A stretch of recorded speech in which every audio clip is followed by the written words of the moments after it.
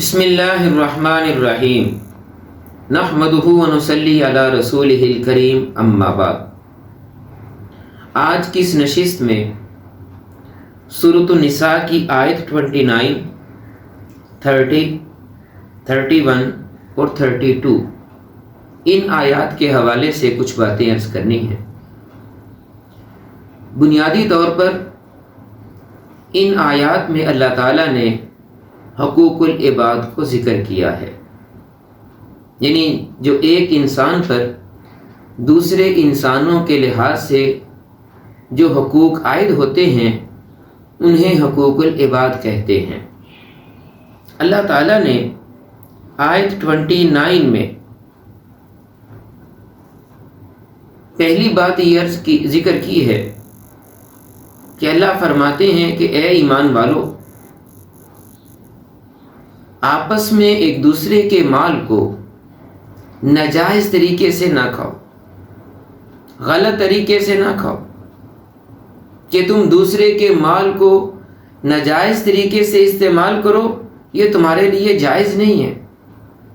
چوری کے ذریعے سے، ڈکیتی کے ذریعے سے، دھوکے کے ذریعے سے، فراڈ کے ذریعے سے کسی کے مال پر قبضہ کرنا، کسی کے مال کو ہڑپ کرنا، اللہ کہتے ہیں یہ تمہارے لیے جائز نہیں ہے۔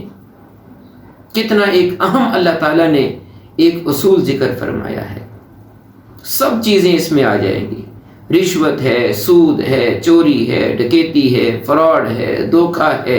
اللہ کہتے ہیں کسی کے مال کو ناجائز طریقے سے نہ کھاؤ۔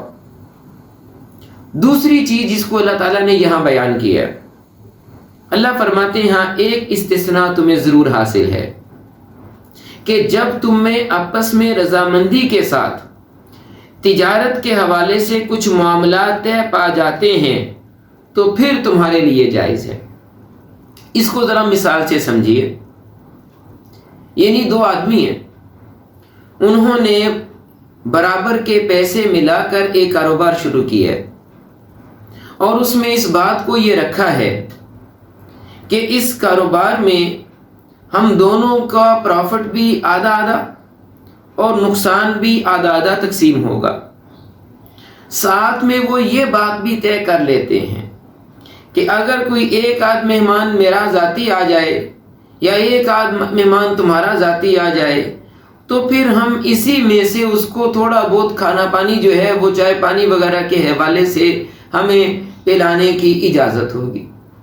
تو اللہ فرماتے ہیں کہ جب تم نے آپس میں یہ بات طے کر لی ہے پھر تمہارے لیے ایک دوسرے کا مال ناجائز طریقے سے کھانا نہیں ہوگا، کیونکہ مہمان تو ایک ذاتی شخص کا ہے، اس کو مشترکہ پیسوں سے کھلانا تو جائز نہیں ہے۔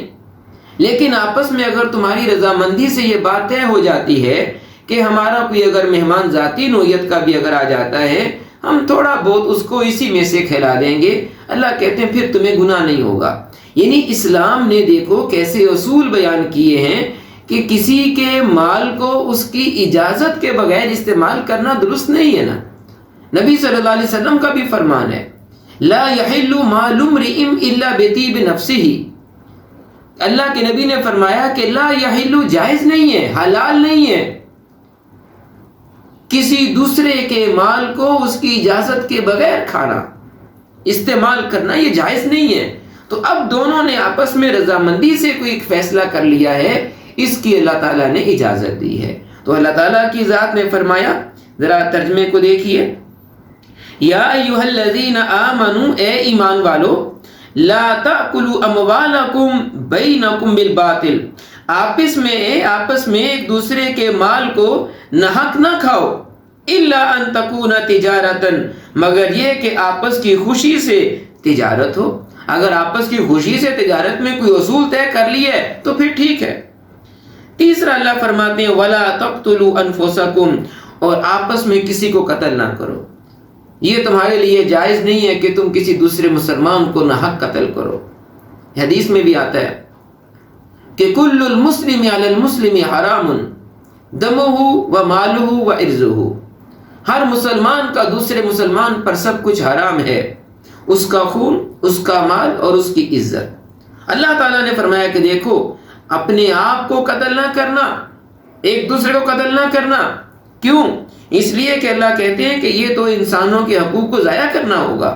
تو اللہ تعالیٰ نے تمہیں ان 3 باتوں سے تمہیں جو ہے منع کر دیا اور اس طرف متوجہ کر دیا. ان اللہ کان بکم رحیما، اس لیے کہ بے شک اللہ تم پر بڑا مہربان ہے. اللہ نے تمہیں ایک اصول بتا دیا، ضابطہ بتا دیا، جب تم اس پر عمل کرو گے انشاءاللہ کسی دوسرے انسان کے حقوق کو تم ضائع نہیں کرو گے. آیت نمبر 30 میں اللہ فرماتے ہیں کہ دیکھو یہ جو ضابطہ ہم نے بیان کیا ہے، جو اس پر عمل کر لے گا وہ تو حقوق العباد کو پورا کرنے والا ہوگا، لیکن جس نے اس پر عمل نہ کیا وہ گویا حقوق العباد کو ضائع کرنے والا ہوگا. جب وہ حقوق العباد کو ضائع کرنے والا ہوگا اللہ کہتے ہیں آخرت میں ہم اس کو جہنم کی آگ میں جھلسا دیں گے. دیکھیے ذرا، وَمَن يَفْعَلْ ذَلِكَ، اور جو شخص ایسا کرے گا، عُدْوَانًا سرکشی کرتے ہوئے، وَظُلْمًا اور ظلم کرتے ہوئے، فَسَوْفَ نُصْلِيهِ نَارًا تو ہم اسے آگ میں ڈالیں گے. یعنی اس نے زیادتی کی ہے، سرکشی کی ہے اور ظلم کی ہے، ان باتوں پر عمل نہیں کیا تو اللہ کہتے ہیں اس کو آگ میں ڈال دیں گے. اور اللہ فرماتے ہیں سنو، وَكَانَ ذَلِكَ عَلَى اللَّهِ يَسِيرًا، یہ اللہ پر بڑا آسان ہے. اللہ تعالیٰ کے لیے کسی کو سزا دینا کوئی مشکل نہیں ہے. اللہ تو ساری قدرتوں کا مالک ہے. اس لیے اللہ کہتے ہیں یہ نہ اس خیال میں نہ رہنا کہ ہم اللہ تعالیٰ سے اپنے آپ کو بچا سکتے ہیں. اللہ سے کوئی اپنے آپ کو بچا نہیں سکتا. آیت 31 میں اللہ تعالیٰ نے فرمایا کہ دیکھو اگر تم سے گناہ ہو جاتا ہے اور تم اپنے آپ کو ان کبیرہ گناہوں سے بچا لیتے ہو، تو اپنے آپ کو ان کبیرہ گناہوں سے اگر تم بچاؤ گے تو جو تمہارے چھوٹے گناہ جو ہیں اللہ تمہارے گناہوں کو معاف کر دے گا. کتنی بڑی اللہ کی مہربانی ہے.